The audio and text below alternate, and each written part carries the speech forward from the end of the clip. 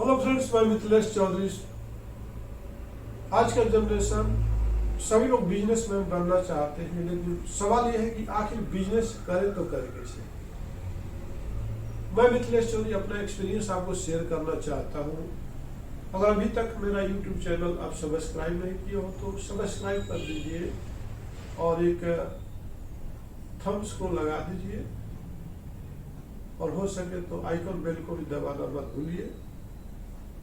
हम आपको बात करने वाले हैं कि बिजनेस कैसे करें। बिजनेस करने के लिए आपको हम कुछ टिप्स बताएंगे, और वो टिप्स को आप फॉलो करते हो तो रियली में आप एक सक्सेसफुल बिजनेसमैन बन सकते हो। अगर उसको आप फॉलो नहीं करते हो तो आप बिजनेस के मझधार में ऐसे डूबोगे, फिर बाहर निकालना मुश्किल हो जाएगा।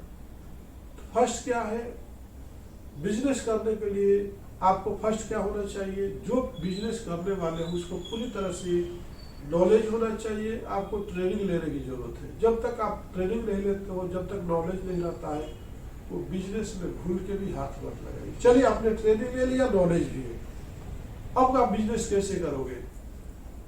तो पहले आप थोड़ा सा इन्वेस्टमेंट करिए, जितना आप कर सकते हो। ज्यादा एक ही बार इन्वेस्टमेंट करना गलत हो जाता है। जैसे कि आप 10 लाख से कर सकते हो, 20 लाख से कर सकते हो, 50 लाख से कर सकते हो। ज्यादा जाने का जरूरत नहीं, इन्वेस्टमेंट थोड़ा करो। पहले थोड़ा इन्वेस्टमेंट करके फर्स्ट आपको क्या करना होगा।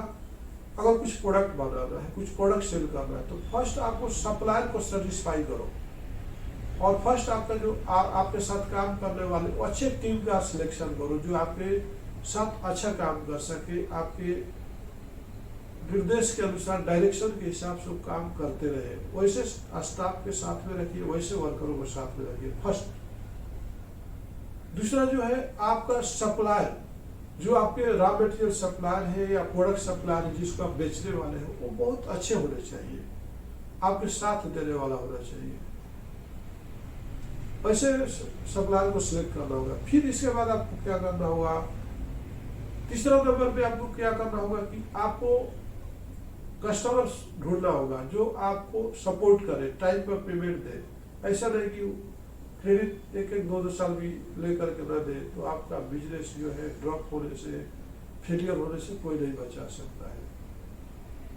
तो आपने ट्रांसपेरेंसी रखना है। आपको सप्लायर के बीच में और कस्टमर के बीच में पूरी तरह से ट्रांसपेरेंसी रखें।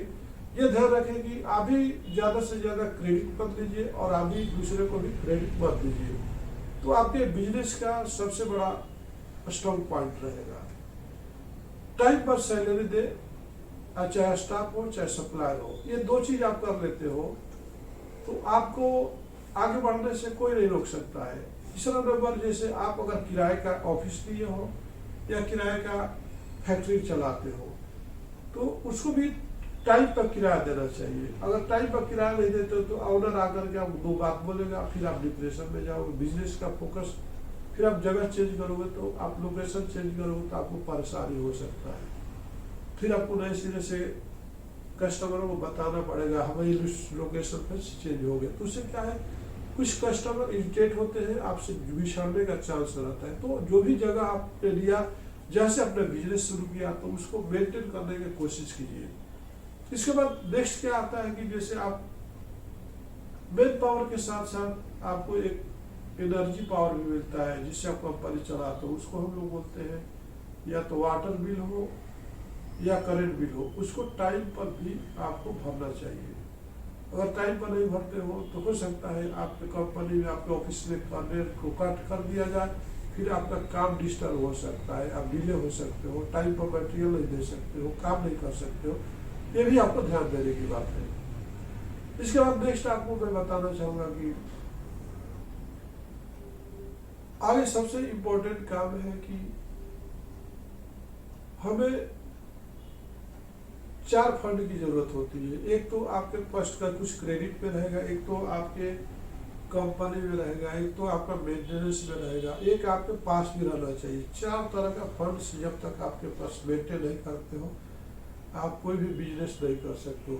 जैसे मान लीजिए 100 रुपया का बिजनेस है, तो 25 रुपया एनी टाइम आपके पास रहना चाहिए बैंक बैलेंस। 25 रुपया मार्केट में रहेगा, 25 रुपया कंपनी में रहेगा और 25 रुपया घूमते रहना चाहिए। इस तरह से 25-25% बोल के 100% आप मेंटेन कर सकते हो। और ध्यान रखिए कि ज्यादा कमाने की कोशिश मत करो, क्वालिटी पर ध्यान देना होगा। आपको जो भी काम करते हो, कोई भी बिजनेस करते हो, तो आपको 3 चीज पर बहुत ध्यान देने की जरूरत है। एक तो आपको प्राइसिंग, आपका प्राइसिंग बहुत अच्छा होना चाहिए मार्केट के हिसाब से। दूसरा, आपका जो कमिटमेंट बहुत अच्छा होना चाहिए, जो आप बोलते हो उसका कमिटमेंट अच्छा होना चाहिए। थर्ड थिंग्स क्या आता है कि आपका क्वालिटी भी बहुत अच्छी होनी चाहिए। कहीं पर गए तो आपको रिपीट आना रहना चाहिए और वो कस्टमर खुद आपको रिफरेंस देते चला जाएगा। आपने देखा कि बिजनेस करने की जो टिप्स है, ये सक्सेस बिजनेसमैन का टिप्स है। अगर ये चीज आप फॉलो करते हैं मेरे दोस्त, तो आप मार्केट में ही नहीं, इंडिया मार्केट में नहीं, आप ग्लोबल मार्केट में भी आपको जाने से कोई नहीं रोक सकता है। तो आप इस तरह का मेंटेन करते रहिए। देखिए आपका जिंदगी सुकून से रहेगी और टेंशन लेने की जरूरत नहीं है। हर हालत में आपको, एक सक्सेसफुल बिजनेसमैन को हर हालत में चेहरे पर मुस्कुराहट रहना चाहिए। कभी भी उसके अंदर घबराहट नहीं होनी चाहिए, कभी भी परेशानी नहीं दिखना चाहिए। आपसे चाहे सप्लायर हो या कस्टमर हो, हर हालत में उसका फोन रिसीव करना चाहिए। कम्युनिकेशन बहुत ही इंपॉर्टेंट है बिजनेस के लिए। अगर आप किसी को टाइम पर माल नहीं दे पा रहे हो, तो उसका फोन आता है तो आप ऐसा उसको इग्नोर मत कीजिए, उससे फोन पर जरूर बात करिए। आपका कोई कस्टमर सप्लायर है, आप उसको पैसे नहीं दे पा रहे हो, तो जब भी वो कॉल करता है, आप भी कॉल करके उसको बोल सकते हैं और थोड़ा सा टाइम चाहिए।